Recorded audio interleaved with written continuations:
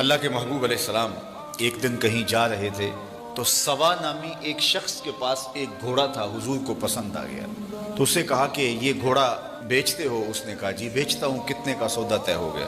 فرمایا میں تاجرانہ غرض سے تو نہیں یہاں آیا تھا، اچانک تمہارا گھوڑا مجھے پسند آ گیا تو میں نے خرید لیا، تم رکو میں اس کی قیمت لے کے آتا ہوں۔ حضور گھر گئے تو واپس آنے سے پہلے کسی نے اس کو رکے ہوئے دیکھا تو کہا یہاں ٹھہرے ہو؟ کہا مسلمانوں کے نبی سے اس گھوڑے کا سودا کیا، وہ قیمت لینے گئے۔ کتنے کا سودا؟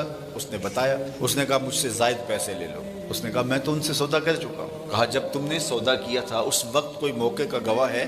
کہا کوئی نہیں تھا۔ تو کہا مکر جانا، زیادہ پیسوں کے لالچ میں آ گیا۔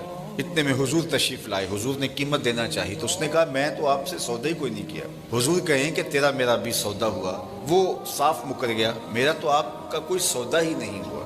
اسی تکرار میں لوگ جمع ہو گئے۔ جب لوگوں کا ہجوم بنا تو سوا نے سوچا کہ صادق بھی یہ ہیں، امین بھی یہی ہیں، لوگ انہیں ہی سچا کہیں گے، مجھے جھوٹا کہیں گے۔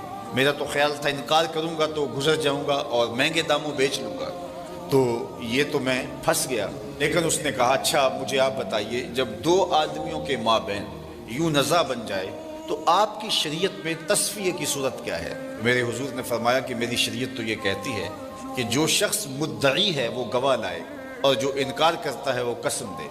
اس نے کہا جی طے ہو گیا، اگر آپ نے مجھ سے گھوڑا خریدا ہے، مدعی آپ ہیں، تو آپ گواہ لائیں، اور اگر آپ کے پاس گواہ نہیں ہے تو میں قسم دے دیتا ہوں۔ وہ پتا تھا کہ گواہ نہیں ہے تو میں قسم دے دیتا ہوں۔ لوگوں کا ہجوم ہے، اتفاق تھا کہ کوئی گواہ نہیں تھا، تو جب اس نے بار بار مطالبہ کیا آپ گواہ لائیں نہیں تو میں قسم دیتا ہوں، مجمع میں موجود ایک صحابی حضرت خزیمہ بن ثابت انصاری رضی اللہ تعالی عنہ آگے بڑھے اور سوا سے مخاطب ہو کے کہا گواہی مانگتا ہے، میں گواہی دیتا ہوں، جتنی قیمت حضور بتا رہے ہیں اتنے میں سودا ہو گیا۔